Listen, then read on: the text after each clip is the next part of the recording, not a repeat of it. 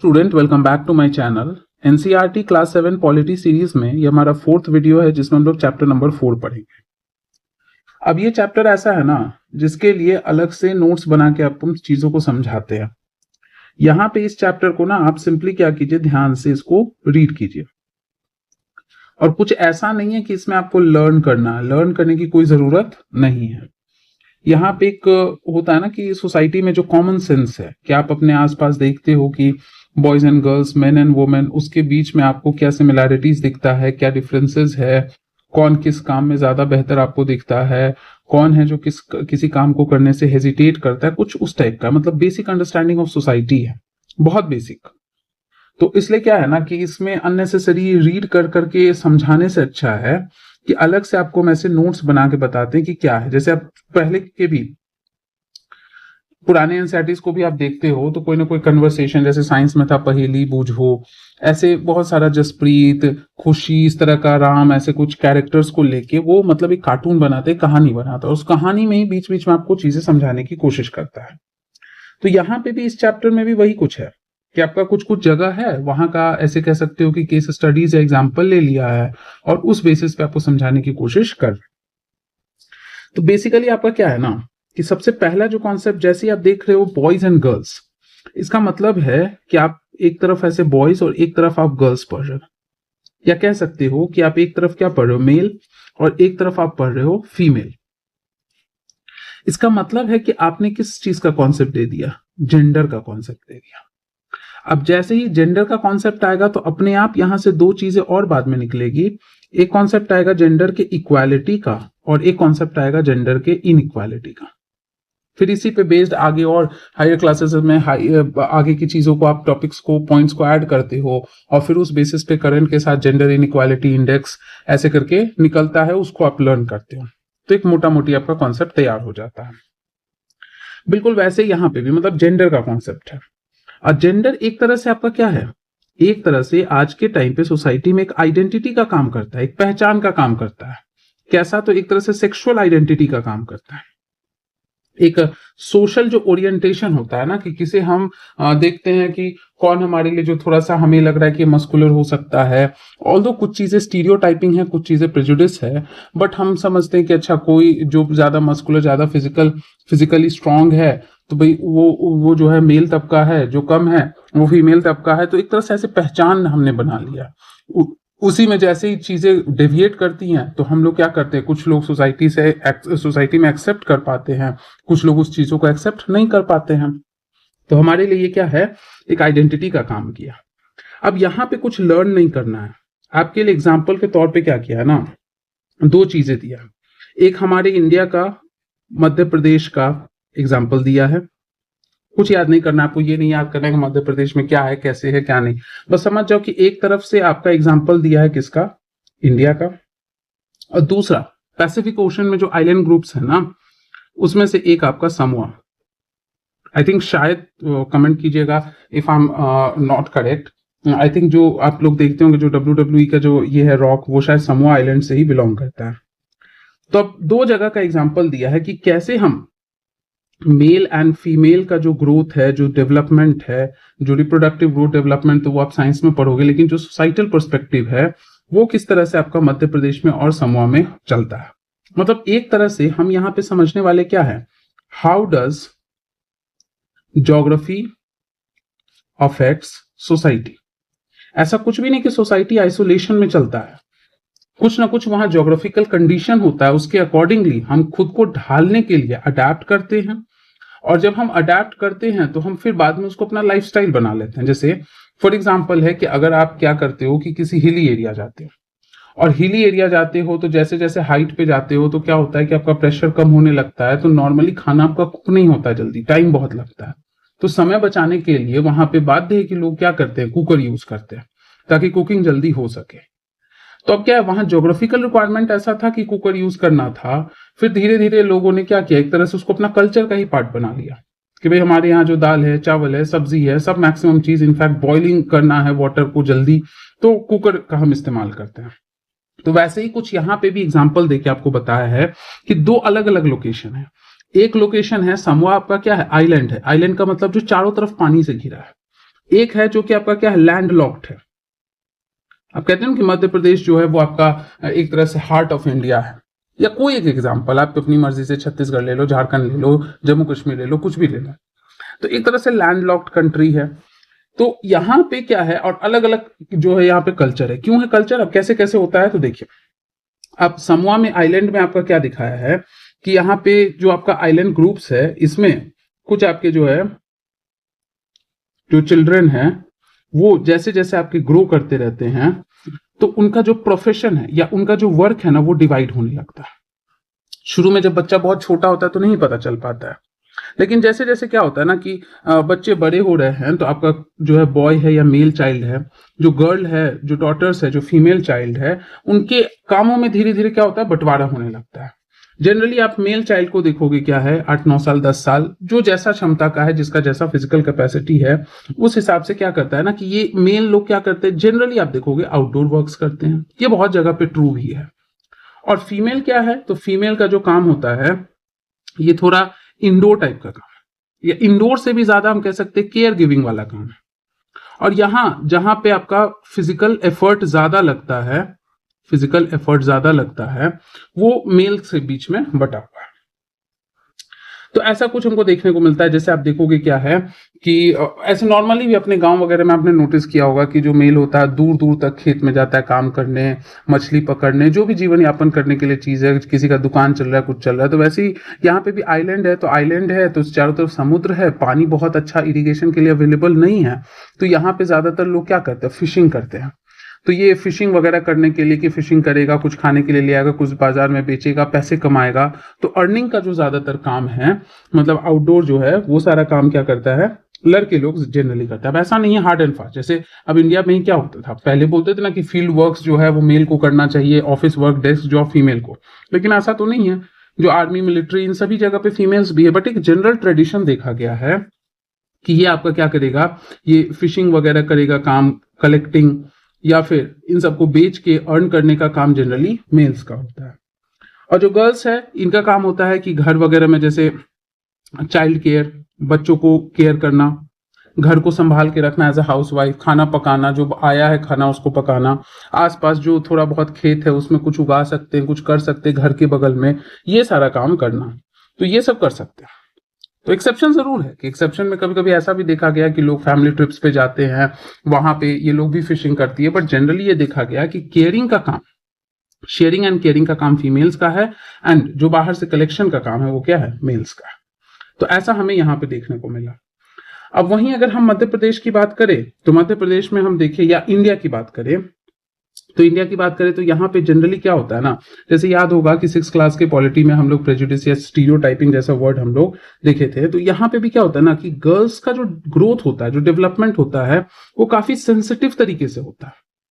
ऐसा नहीं कि बहुत ज्यादा बचपन से, कहीं पे भी आप इंडिया में जाओ तो क्या होता है ना कि 100% में से 65-70% फैमिली में क्या होता है ना कि गर्ल्स को बहुत सेंसिटिव समझ के प्रोटेक्टिव इन्वायरमेंट में उसे क्या किया जाता है, ग्रो किया जाता है। इनफैक्ट उसके आप देखोगे कि उसको कुछ खेलने के लिए भी देना है तो सॉफ्ट टॉयज दिया जाएगा, सॉफ्ट नेचर के टॉयज दिए जाएंगे, डॉल्स दिया जाएगा, या फिर आप देखते हो किचन सेट्स दिया जाता है। जनरली आप देखोगे, आप ये हार्ड एंड फास्ट कहीं पे भी नहीं, जनरली हम एक स्टेटमेंट दे रहे हैं। क्योंकि क्या होता है ना कि जनरली आप फैमिलीज में देखोगे कि क्या है, मौजर गन हो गया, या फाइटिंग गन्स हो गया, या वायलेंट टाइप के जो स्पोर्ट्स एक्टिविटी है, क्रिकेट का बैट हो गया, ये सब जनरली लोग अपनी बेटियों को नहीं देते हैं। सॉफ्ट टॉयज देते हैं, सेंसिटिव बनाने की कोशिश करते हैं, इसको क्या करते हैं, एक्सपर्ट बनाने की कोशिश करते हैं कि कैसे हाउस होल्ड का जो है काम किया जा सके। ये सीखना कंपलसरी, आप भले जॉब करो, कुछ भी करो, चांद पे पहुंच जाओ, लेकिन आपको हाउस होल्ड काम आना चाहिए। ये जनरली आप देखते होंगे कि जनरली गर्ल्स को ये सिखाया जाता है। बट आज के समय में क्या है, सब कुछ धीरे धीरे डेवलप हो रहा है, लड़के भी सीख रहे हैं, लड़कियां भी फील्ड वर्क कर रही है, सब कुछ कर रही है। बट हमारे बुक से क्या सीख मिलता है ना, वो हम लोग समझने की कोशिश करते हैं कि क्या है। ये सब एग्जाम्पल से हम अंत में क्या कंक्लूड करेंगे। उसके बाद क्या है, इसके साथ साथ उनको सिखाया जाता है कि कैसे हम दूसरों का ख्याल रख सकते हैं। कोई गेस्ट आए तो उनको हम चाय नाश्ता ऑफर करें, ये करने का काम हमारा है। बच्चों का देखभाल करें, घर का देखभाल करें, जो किचन है, घर है, इन सब में किस सामान की जरूरत है, उस सामान का लिस्ट बनाएं और बताएं। तो जो मेल मेंबर्स है वो आपके क्या करेंगे, इन चीजों को परचेज करेंगे। वहीं पे क्या है कि सेम जो बॉयज है, इसको ज्यादातर क्या किया जाता है, अग्रेसिव समझा जाता है कि फिजिकली ये बहुत स्ट्रांग है, कि फिजिकली आपके क्या है, फिजिकली काफी ज्यादा स्ट्रांग है, ये क्या कर सकते हैं, आउटडोर वर्क्स ज्यादा अच्छे से परफॉर्म कर सकते हैं, बाहर के लोगों को मैनेज ज्यादा अच्छे से कर सकते हैं, घर के कामों को उतने अच्छे से नहीं कर सकते हैं। यहाँ पे इनको क्या दिया जाता है, एग्रेसिव टॉयज, या फिर इनफैक्ट 6 क्लास में भी हम लोग पढ़े थे कि बचपन से एक हैबिट भी इनकलकेट किया जाता है कि जैसे क्या है, कोई लड़का रो भी रहा है तो उसको क्या कहा जाता है कि लड़कियों की तरह मत रो। या फिर क्या है कि आपका जो लड़कियां हैं उन्हें उनके सिटिंग का पोस्चर, उनके सोने का पोस्चर, या उनके कपड़े पहनने का तरीका, इन सब में भी सिखाया जाता है कि ऐसे नहीं वैसे करो। लड़कों को भी सिखाया जाता है, और सिखाते वक्त हमेशा कहा जाता है कुछ भी वो एक्टिविटी करता है तो उसमें अगर कुछ गड़बड़ी है, मेल टाइप बिहेवियर नहीं है, तो उसको कहा जाता है कि लड़कियों की तरह ऐसे मत करो। या बहुत ज्यादा देर जो है बैठ के बहुत गॉसिप करता है तो देखते हैं कमेंट पास करता है कि लड़कियों की तरह गॉसिप मत करो। तो ऐसा कुछ एक तरह से क्या किया जाता है ना, इनकलकेट किया जाता है। तो मतलब बेसिकली कंक्लूजन यहां क्या निकला, कंक्लूजन ये निकला ना कि जो जेंडर है, दोनों जेंडर में जो मेल है जो फीमेल है, इस दोनों में काफी ज्यादा डिफरेंसेस है। एक डिफरेंसेस तो रिप्रोडक्टिवली है, जो कि आप साइंस में भी पढ़ते हो, इनके रिप्रोडक्टिव सिस्टम, इनके रिप्रोडक्टिव परफॉर्मेंस इसके में तो है ही। तो ये तो खैर नेचुरल है, नेचुरल यूनिवर्सल है, इस पे किसी भी ह्यूमन का कंट्रोल नहीं है। जैसे ही कंट्रोल पाने की कोशिश करते हैं या फिर अननेचुरल जो आपका क्या कह सकते हैं सर्जिकल प्रोसीजर पे जाते हैं तो आप देखते हो कॉम्प्लिकेसी आता है। तो नेचर ने ये चीज तो डिफरेंस करके रखा है। तो ये डिफरेंसेस का मतलब नेचर ने जो किया है, इसका मतलब ये नहीं कि नेचर ये बताना चाह रहा है कि फीमेल्स आर वीक या मेल्स आर स्ट्रॉन्ग, ऐसा कुछ भी नेचर नहीं बता रहा है हर मामले में, क्योंकि नेचर का ये कहना है कि कोई भी चीज 100% परफेक्ट नहीं है। दोनों ही जेंडर में किसी में कुछ खामी है, कुछ किसी में कुछ पॉजिटिव पॉइंट्स हैं। लेकिन दूसरी तरफ हमने क्या किया, जो कल्चरली है या फिर जो सोसाइटी है उसके हिसाब से हमने क्या किया कि बहुत सारे डिफरेंसेस हमने क्रिएट किए हैं जो शायद एग्जिस्ट भी नहीं करता है, क्रिएट किया, जिसमें से कुछ बात क्या है आपके ट्रू भी हो सकते हैं और कुछ बात आपका क्या है फॉल्स है। जैसे हम ये अज्यूम कर लेते हैं कि फीमेल्स जो है हमेशा वीक ही होती है, फीमेल्स रोती है लेकिन लड़के नहीं रोते हैं। ये 100% क्या है, फॉल्स है। ऐसा कुछ भी नहीं, किसी को भी तकलीफ होता है वो रो सकता है, इसमें कोई स्टीरियोटाइपिंग नहीं करना है। कुछ बातें ट्रू भी है सोसाइटी के हिसाब से, जैसे फॉर एग्जांपल आज के डेट में क्या है, सेक्सुअल क्राइम्स अगेंस्ट वुमेन ज्यादा है एज कंपेयर टू मेन। तो ये एक सोसाइटी का डार्क साइड भी है जो कि ट्रू है अपने आप में। जो पेरेंट्स बहुत कंसर्न होते हैं कि बच्ची रात को बाहर ना जाए, बहुत देर तक बाहर ना रहे, अंधेरे में ना रहे, अकेले ना जाए, सुनसान रास्ते पे ना जाए, ये कंसर्न और ये डिफरेंस, ये मन का जो डर है उनका फीमेल्स के लिए, ये ट्रू है। लेकिन कुछ बातें क्या है, फॉल्स भी है। तो कुछ चीजें हम क्रिएट भी करते हैं। इसी में क्या है कि जो फॉल्स स्टेटमेंट्स है, जो गलत धारणाएं हमारी, ये बढ़ने लगती हैं। तो ऐसे में होता क्या है कि आपका जेंडर में आने लगता है इनइक्वालिटी। हम फीमेल्स को क्या करते हैं, बेसिक नेसेसिटी से दूर रखना शुरू कर देते हैं। गलत गलत धारणाएं जब मन में पनपने लगती है कि फीमेल्स हमेशा सॉफ्ट ही होती है, इसे पढ़ा लिखा के फील्ड में भेज के क्या ही करना, घर में रखो, पढ़ने मत दो, बाहर मत जाने दो, पर्दा में रखो, तो इस सब से क्या होता है कि आपका एक सोसाइटी का जो है ना करप्ट प्रैक्टिस शुरू हो जाता है। जैसे आपका पुराने टाइम में आपने सुना होगा कि जो विधवा हो जाती थी, विडोज हो जाती थी, उनको आइसोलेट किया जाता था। जो आपका कहते हैं क्या कि जिस तरीके से आपका जब हस्बैंड का डेथ हो जाता था तो सती कर दिया जाता था, या फॉरेन इन्वेजन होता था, अगर लग रहा है कि राजपाट खत्म होने वाला है तो वो लोग जौहर करती थी। तो कुछ चीजें क्या थी कि गलत थी, कि एक इंसान जो मर गया उसके लिए किसी दूसरे जिंदा इंसान का लाइफ खत्म करके उसको उसके चिता पे लेटा के सती कर देना, ये गलत था। तो ऐसे करते करते आपका क्या, इनइक्वालिटीज बढ़ेगा, और इनइक्वालिटीज बढ़ेगा तो हम एक विक्शस साइकिल में पड़ जाएंगे। इनइक्वालिटी बढ़ेगा तो क्राइम्स भी बढ़ेगा। कोई भी एक जेंडर, कोई भी, अगर कोई फीमेल्स ही मिलके मेल्स को दबा रही हैं, या मेल्स ही मिलके फीमेल को दबा रहा है, तो कोई भी एक जेंडर बहुत ज्यादा दबने लगता है तो इसमें एक जेंडर इतना ज्यादा सुपीरियर हो जाता है कि उसके दिमाग में आ जाता है साइकोलॉजिकली कि हम इसके साथ कुछ भी कर ले, हमको कोई कुछ कर नहीं सकता है। तो क्राइम का रेट क्या होगा, बढ़ेगा। क्राइम का रेट बढ़ेगा तो सोसाइटी में क्या क्रिएट होने लगा है, इंस्टेबिलिटी क्रिएट होने लगेगा।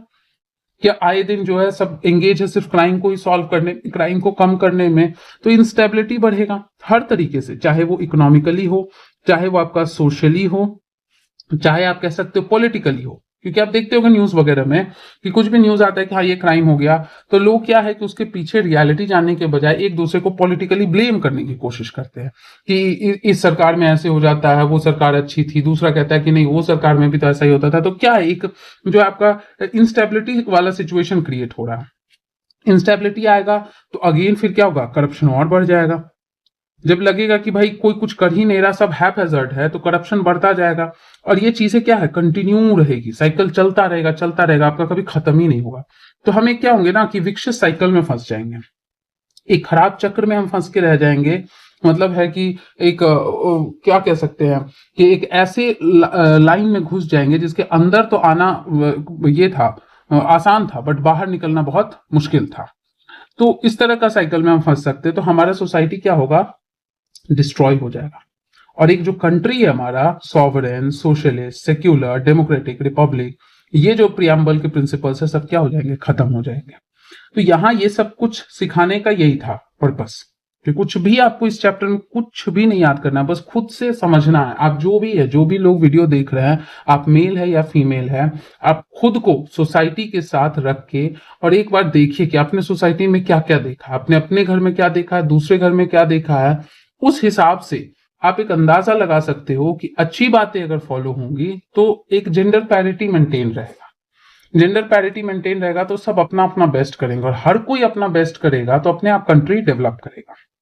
लेकिन अगर नेगेटिव बातों पे फोकस किया जाएगा तो इंस्टेबिलिटी क्या होगा, आपका बढ़ता चला जाएगा। तो ये चीज हमने सीखा। इसी में आपका क्या है, इसी के साथ साथ कुछ डोमेस्टिक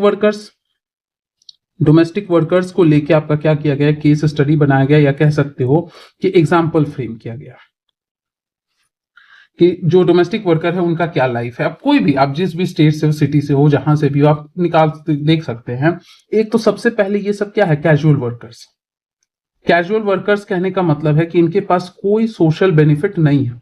जैसे क्या है कि आप किसी कंपनी में काम कर रहे हो, स्टेट गवर्नमेंट में, सेंट्रल गवर्नमेंट में, कहीं पे भी काम कर रहे हो, तो आपको क्या मिलेगा, जो टोटल अलाउंस होता है, डेली अलाउंस होता है, या हाउस रेंट होता है, या कुछ बोनस होता है, या हर मंथ रेगुलर आपको एक सैलरी मिलेगा।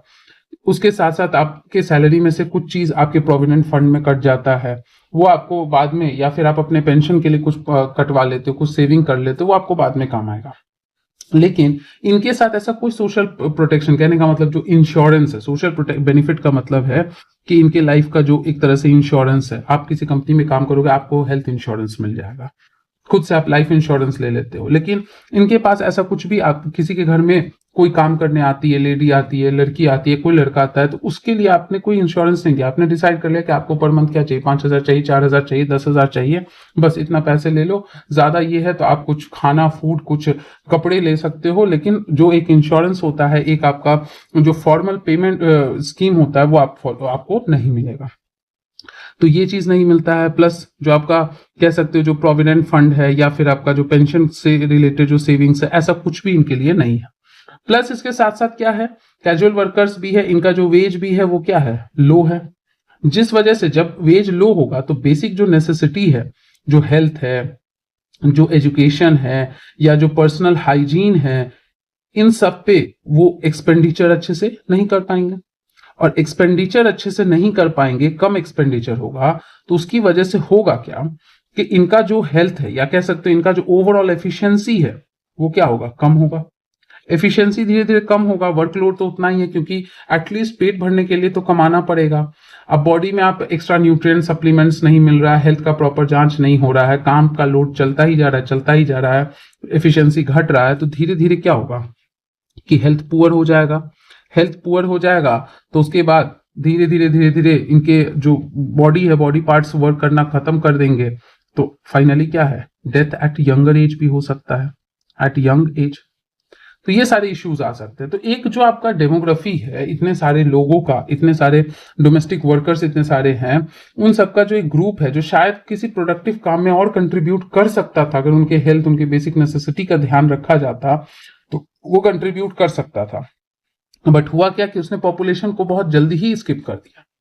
तो एक तो ये सिनारियो। दूसरा है कि मान लो एजुकेशन पुअर है, एजुकेशन नहीं मिल पा रहा है। तो एजुकेशन नहीं मिल पा रहा है तो फिर क्या है, इलिटरेसी है। इलिटरेसी है तो उसकी वजह से क्या होता है कि आप देखोगे ना कि इनकी जो फैमिली साइज होती है वो बहुत बड़ी होती है। क्यों? क्योंकि इनके दिमाग में भरा हुआ है कि जितने ज्यादा लोग होंगे, जितना ज्यादा पर्सन होगा, उतना ज्यादा क्या होगा, अर्निंग होगा। कि हम लोग, एक इंसान 4,000 रुपए कमा रहा है, अगर 10 लोग होंगे, हमारे 10 बच्चे होंगे, तो 4-4 हजार मिलकर 40,000 आएगा, तो घर अच्छे से चलेगा। लेकिन उनके पास इतना बेसिक नॉलेज ही नहीं कि उनको ये समझ में आ जाए कि अगर लोग होंगे, पैसा ज्यादा मिलेगा तो खर्च भी तो ज्यादा होगा, फैमिली भी तो ज्यादा हो जाएगी, तो अर्निंग ज्यादा होगा। इस लालच में आपका क्या होता है, पॉपुलेशन का एक्सप्लोजन हो जाता है, पॉपुलेशन बहुत बढ़ जाता है। अब पॉपुलेशन बढ़ जाता है तो फिर क्या आता है, देश की इकोनॉमी पे प्रेशर आने लगता है। किस तरीके से, लोग ज्यादा है, रहने के लिए जगह चाहिए, लैंड पे प्रेशर आया, लैंड भी इकोनॉमी का पार्ट है। लोग ज्यादा हो गए हैं, मार्केट में सामान प्रोडक्शन कम हो रहा है, सामान कम मिल रहा है, लोग ज्यादा है, तो फिर महंगाई बढ़ेगी। तो हर तरह से इकोनॉमिक प्रेशर आएगा। उस इकोनॉमिक प्रेशर को झेलने के लिए वो फिर सोचेंगे कि और बच्चे पैदा कर लेते हैं जिससे और अर्निंग होगा और हमारे को फायदा होगा। तो ये एक तरह से फिर से विक्सित साइकिल में क्या हो गया, इंसान फंसता फंसता फंसता चला गया। तो ये सारा इश्यूज आपको देखने को मिलता है। फायदा ये है कि आप क्या कर सकते हो कि आपके पास ऐसा कोई कॉन्ट्रैक्ट नहीं है, आप चाहो तो कभी भी काम को स्विच कर सकते हो। कि इस डोमेस्टिक वर्कर्स के लिए क्या है, बेनिफिट ये है कि जॉब को स्विच करना बहुत ईजी होता है। ऐसे कई कॉर्पोरेट सेक्टर में भी इजी है, लेकिन वहां पे जनरली ज्यादातर जगहों पे या गवर्नमेंट में ही देखा जाता है कि जो आपका जॉब छोड़ना हुआ, अर्ली रिटायरमेंट लेना हुआ, स्विच करना हुआ, तो वो एग्रीमेंट होता है, उसके हिसाब से बहुत सारे फॉर्मेलिटीज पूरे करना होता है। इनका कुछ नहीं, आज आए ठीक है, कल सुबह में मना कर दिया कि हम आपके यहाँ नहीं आएंगे, आप कुछ नहीं कर सकते हो क्योंकि कोई लीगल कॉन्ट्रैक्ट नहीं है। बट जो आपका क्या कह सकते हैं डिमेरिट है, डिमेरिट बहुत सारा है। तो ये एक एग्जांपल फिर से दिखाया कि हमारे अब यहां से डोमेस्टिक वर्कर से आप क्या सीखें कि जो कोई भी कंट्री है, कहीं के पे भी है, वहां पे दो तरह का या कह सकते हो तीन तरह का पॉपुलेशन है। एक कह सकते हो जो कि रिच लोग हैं, एक जो मीडियोकर जो मिडिल क्लास हैं, और एक जो वेल टू डू नहीं है, जो पुअर के कैटेगरी में आते हैं, मार्जिनल है या बिलो पॉवर्टी लाइन है, ऐसे लोग। तो इन सबका अपना अपना क्या होता है ना कि जो लाइफस्टाइल है इन सबका क्या है, डिफरेंट है, डिफरेंट है। तो उसके लिए एक बेस बन गया कि अच्छा हमने बहुत सारे जो है ना जॉब, एक फिक्स सैलरी पे जॉब करने वाले लोगों को हमने देखा, डोमेस्टिक वर्कर का क्या लाइफ है, क्या इससे रिजल्ट निकलता है, क्या इसकी अच्छाई है, क्योंकि हर जॉब का कुछ ना कुछ मेरिट है, कुछ ना कुछ क्या है, डिमेरिट है। जैसे आप कल को यूपीएससी क्वालिफाई करोगे, आपके पास मान लो चॉइस आईएएस लेना है कि आईआरएस लेना है कि आईपीएस लेना है, तो आप घर में कैसे डिसाइड करोगे कि किस जॉब में आपको ज्यादा बेनिफिट दिखता है, क्योंकि कोई भी जॉब परफेक्ट नहीं है अपने आप में। जिसमें आपको ज्यादा बेनिफिट दिखेगा आप उसमें स्विच करोगे। तो बिल्कुल ऐसा ही कुछ एग्जाम्पल आपका दिया हुआ है। इसके साथ साथ आपको लास्ट में क्या बताए थे कि कंक्लूड किया है किस चीज से, इक्वालिटी एंड इनइक्वालिटी के कॉन्सेप्ट से रिलेट करके, इक्वालिटी एंड इनइक्वालिटी के कॉन्सेप्ट से रिलेट करके। जैसे क्या होता है कि कई जगहों पे आप देखोगे कि ये फॉलो हो रहा है, अगर क्या है पॉजिटिव चीजें वुमेन के बारे में, मेन के बारे में फॉलो की जा रही तो ये होगा, लेकिन अगर नेगेटिव स्टीरियोटाइपिंग किया जा रहा है तो इनइक्वालिटी आएगा। जैसे फॉर एग्जाम्पल बहुत सारा क्या है कि जैसे आप वहां पे मध्य प्रदेश या समूह का एग्जाम्पल भी ले सकते हो, या कहीं का भी एग्जाम्पल ले लीजिए, एक डिफरेंट बुक का ही, बुक से थोड़ा अलग जॉब का ही आप एग्जाम्पल ले लो। आप देखोगे कि कोई भी कंपनी जो पॉजिटिव चीजों पे वैल्यू करती है तो वो क्या करेगी, परफॉर्मेंस बेस्ड असेसमेंट करेगी।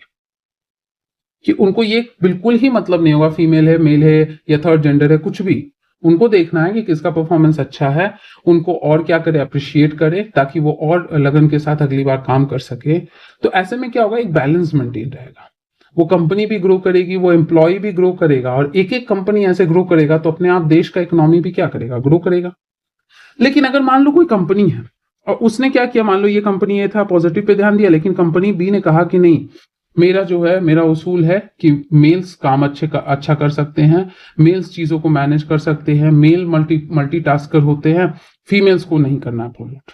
या अदर एस्पेक्ट भी ले सकते हो कि कोई कंपनी है, कोई लेडी चला रही है और उसके दिमाग में बैठ गया है कि भाई फीमेल्स को प्रमोट करना, मेल को नहीं करना, कितना भी अच्छा काम करे उसको डिमोट कर देना, उसकी सैलरी नहीं बढ़ानी, उसको अप्रिशिएट नहीं करना, उसको पब्लिकली अप्रिशिएट नहीं करना, उसके बारे में अच्छी बातें नहीं बोलनी है।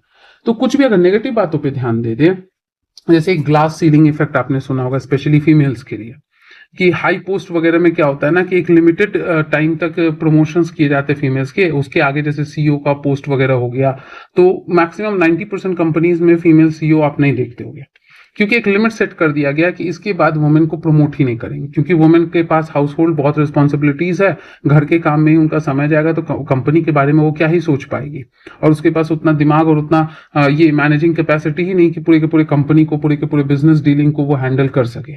इसीलिए एक लेवल तक प्रमोट करो और उसके बाद प्रमोट करना बंद कर दो, कुछ ना कुछ बहाना बना दो, कुछ भी कर दो।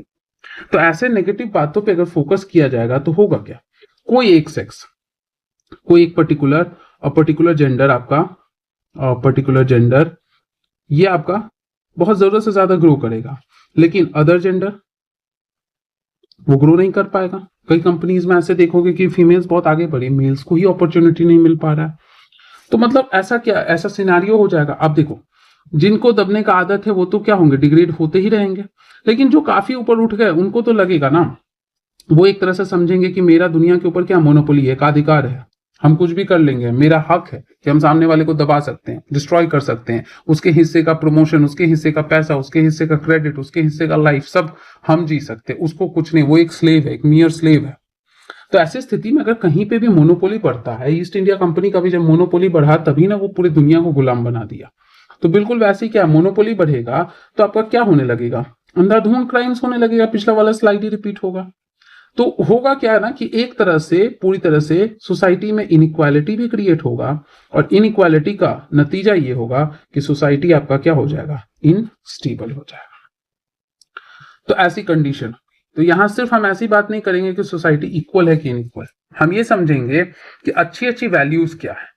अब जो भी अच्छी वैल्यूज है, अच्छी वैल्यूज क्या है, तो अच्छी वैल्यूज ये है कि जो भी जिसका जैसा परफॉर्मेंस है उसके उसके हिसाब से आप अप्रिशिएट करो। पहला चीज, पहला वैल्यू ये है। आप किसी भी चीज को एथिकली अंडरस्टैंड करो, तब जाके किसी बात पे आप कोई कंक्लूजन ड्रॉ कीजिए, कि ऐसा नहीं है कि कुछ भी एक स्टेटमेंट आ गया और अब आप उस पर क्या है कि रोश में आके कोई डिसीजन ले लीजिए। लाइक फॉर एग्जांपल है कि अगर आप मान लीजिए किसी कंपनी के बॉस है, आपके पास कोई भी XYZ एम्प्लॉय आया और उसने कह दिया कि वो आपका 9 बजे आना था लेकिन 12 बजे आया, और आप उसकी बात मान के सीधे गए, बोले कि अब कल से मत आना, तुमको फायर कर दी। तो ऐसा नहीं, आपको वो समझना होगा कि ये इंसान पहले सच बोल रहा है कि नहीं। अगर सच बोल रहा है तो आप उससे जाके पहले बात कीजिए जो लेट था, कि तुम लेट क्यों हो सकता है कोई पर्सनल रीजन हो। तो ये सारी चीजें, ऐसा हो सकता है कि वो आपको नहीं बता पाए। तो एथिकली चीजों को अंडरस्टैंड करना है, अपना इंटेलिजेंट कोशेंट भी बढ़ा के रखना है, एंड प्लस इमोशनल कोशेंट या इमोशनल इंटेलिजेंस। इमोशनल इंटेलिजेंस कहने का मतलब है कि इंटेलिजेंस भी रखे और इमोशन भी। जैसे फॉर एग्जाम्पल अभी यही लेट वाला एग्जाम्पल ही लिया, कि वो लेट है तो लेट है, तो आप कंपनी के रूल्स के हिसाब से उस इंसान से जाके पूछे कि आपको अगर लेट होना था तो आपने हमें इन्फॉर्म क्यों नहीं किया। ये आपकी इंटेलिजेंस हुई। लेकिन फिर वो कहता है कि ऐसा इमरजेंसी आ गया, घर में मेडिकल इमरजेंसी था, इतने जल्दी में हमें हॉस्पिटल जाना पड़ा कि हम इन्फॉर्म करने का मुझे याद ही नहीं रहा, क्योंकि इमोशनल बहुत उस समय ब्रेकडाउन था।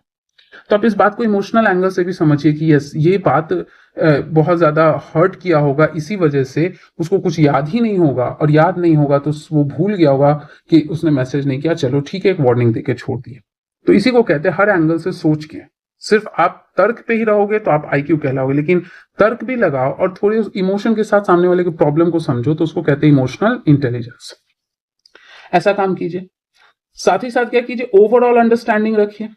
ओवरऑल अंडरस्टैंडिंग कहने का मतलब है कि आपकी कंपनी किस चीज की है, आपकी कंपनी को क्या टारगेट्स अचीव करने हैं, मार्केट्स में क्या पोजीशन है, कौन कंपनीज आपके कंपटीशन में है, किन से आपको आगे बढ़ना, आगे बढ़ने के लिए क्या अच्छी अच्छी बातें करनी है, वो सब चीज का अंडरस्टैंडिंग होना चाहिए। और उसके लिए आपको किस तरह के एम्प्लॉय, किस तरह के क्वालिफाइड एम्प्लॉय की जरूरत है, वो आपको लाना, और आपको अपने एम्प्लॉय से वो टारगेट कैसे अचीव कराना है वो समझना होगा। ये नहीं कि बस सिंपली उससे काम कराओ काम कराओ। आप उससे काम करवा रहे हो तो आप ये भी समझो कि उसको अगर हम खुश करेंगे तो मेरा काम का स्पीड और बढ़ेगा। तो एक ओवरऑल अंडरस्टैंडिंग रखना भी बहुत जरूरी है। साथ ही साथ क्या है कि आपको ये समझना होगा कि हम कैसे इंप्रूवमेंट कर सकते हैं। इंप्रूवमेंट की बात करनी होगी, इंप्रूवमेंट्स के क्या स्कोप हैं। कुछ मिस्टेक अगर हो गया तो उस मिस्टेक पे अननेसेसरी टाइम वेस्ट करने से अच्छा, अननेसेसरी एक दूसरे को ब्लेम करना, उससे अच्छा है कि ये ब्लेम करने से अच्छा आप इस पे फोकस करो कि अच्छा ठीक है, चलो ये गलती हो गया, अब आगे और क्या कर सकते हैं, आगे इसको कैसे हम रोक सकते हैं। तो ये सारा, ये बहुत सारे पॉइंट्स हैं जिनको अगर हम सोच के कुछ भी काम करेंगे, चाहे वो गवर्नमेंट ऑफिस हो चाहे वो प्राइवेट ऑफिस हो, तो अपने आप क्या होगा ना कि एक हेल्दी इंवायरमेंट मेंटेन होगा, एक हेल्दी इन्वायरमेंट होगा। और किसी भी चीज में ना एक पैरिटी रहेगा, एक क्या कह सकते हो, इक्वालिटी का सेंस बना रहेगा। लेकिन अगर ये चीज फॉलो नहीं हो रहा है, नहीं हो रहा है, तो फिर क्या होगा, रिजल्टेंट होगा सोसाइटी में इनइक्वालिटी का। कुछ भी, ये तो जेंडर की बात हो रही है, आप ऐसे भी क्या है कि जेंडर छोड़ो, सेम जेंडर में ही आप कास्टिज्म के लेवल पे आके गिर जाओ, तो वैसी स्थिति में भी कि बस अपने, जैसे इलेक्शन आएगा, वोटिंग का टाइम आएगा, तो सब कहेंगे हम अपनी जात को वोट करेंगे, हम अपनी जात को वोट करेंगे, हमको कोई मतलब नहीं देश का क्या डेवलपमेंट हो, बस जात देखो वोट करो, सामने वाला कैसा भी लूला लंगड़ा बेकार हो उससे कोई मतलब नहीं है, बस जात है अपना, वोट कर दो, बाद में कुछ नहीं होगा, फिर बाद में रोगे कि ये तो कुछ किया ही नहीं। तो क्यों नहीं किया? क्योंकि गलती आपकी थी, आपने जजमेंट ही नहीं किया, आपने सिर्फ कास्ट देखा, आपने डेवलपमेंट नहीं देखा। तो ये सारा चीज आपका यहाँ पे एक तरह से कंक्लूडिंग रिमार्क्स है। और कंक्लूडिंग रिमार्क्स से हमको यहाँ से सोसाइटी का एक चैप्टर जो आगे पढ़ना पड़ेगा हायर क्लासेस में, हायर क्लास, पहले तो कमेंट सेक्शन में आपको बताना है कि सोसाइटी वाला एस्पेक्ट जीएस पेपर 1 में है, 2 में है, 3 में है या फिर 4 में। हायर क्लास में हम लोग एक चीज पढ़ेंगे, क्या? Women empowerment. सोसाइटी में एक चैप्टर ही है वुमेन एम्पावरमेंट का। मतलब सिर्फ ऐसा नहीं कि हम वुमेन के लिए अच्छी अच्छी बातें करेंगे, हम यहाँ पे women empowerment and gender sensitivity इसको पढ़ेंगे। तो हम वहां पे ये समझेंगे कि क्या कैसे है और क्या उसमें समझना है। तो इंट्रोडक्शन आपका तैयार हो गया कि वहां पे जब आपको इंट्रोड्यूस करना होगा तो ऐसे ही बताना होगा कि देखिए एक तरह से क्या होता है कि नेचुरली रिप्रोडक्टिवली जेंडर में डिफरेंसेस हैं, लेकिन उन डिफरेंसेस पे अगर हम क्वालिटी वे में नहीं आगे बढ़ेंगे तो फिर एक इनइक्वल सोसाइटी को क्रिएट करेंगे। तो हम लोग अभी क्लास 7 में इस चैप्टर में इसके लिए हमने क्या बिल्डअप किया है? हमने सिर्फ बिल्डअप किया क्या? इंट्रोडक्शन। फिर जैसे जैसे क्लास बढ़ेगा आपका आगे आएगा 8, 9, 10, 11, 12 एंड प्लस जो भी आपके स्टैंडर्ड बुक्स आते हैं ग्रेजुएशन के, उनको जब हम पढ़ेंगे ना तो अपने आप हमारा कंटेंट मेन बॉडी बनेगा डिटेल। तो जो 6, 7, 8 है आपका 6, 7, 8 ये आपको किसी भी टॉपिक के लिए क्या तैयार करवाता है? इंट्रो तैयार करवाता है। तो इसलिए यहाँ पे एक्सपेक्ट मत कीजिएगा कि बहुत सारा चीज पढ़ाया जाएगा, यहाँ बस सीखे हो कि अच्छा ऐसे भी हम सोच सकते हैं। ये तो हमारी पर्सपेक्टिव थी तो हमने इतना सोचा। आप इसमें और भी चीजों को ऐड कर सकते हो, और भी सारे पॉइंट्स ऐड हो सकते हैं, बट एक ग्राउंड बनाना, ऐसे ही धीरे धीरे दिमाग अपना क्या करता है? डेवलप करता है। अब यहाँ पे रही बात क्वेश्चंस की, तो जो सब्जेक्टिव क्वेश्चंस है वो किसी काम का नहीं है, उसको अटेम्प्ट करने का कोई जरूरत नहीं है। यहाँ बस वही है, 2 लोकेशन है, उस 2 लोकेशन को कंपेयर किया है, कहाँ क्या हो रहा है कहाँ क्या नहीं हो रहा है, वो आपको याद ही नहीं करना। आपको बस समझना है कि जेंडर में क्या डिफरेंसेस है, जेंडर में क्या सिमिलैरिटी है। डिफरेंसेस है तो कौन से क्रिएटेड है, कौन से नेचुरल है। क्रिएटेड है तो उसमें से भी कौन सा है जो सच में एक डिफरेंस क्रिएट करता है, कौन सा है जो एक मिथ है, एक स्टीरियोटाइपिंग है। बस उतना समझना, आधा पन्ना का नोट बनेगा, रीडिंग करके निकल लो, अगला चैप्टर पढ़ लो। मिलते हैं अगले लेक्चर में, तब तक के लिए थैंक यू एवरीबॉडी।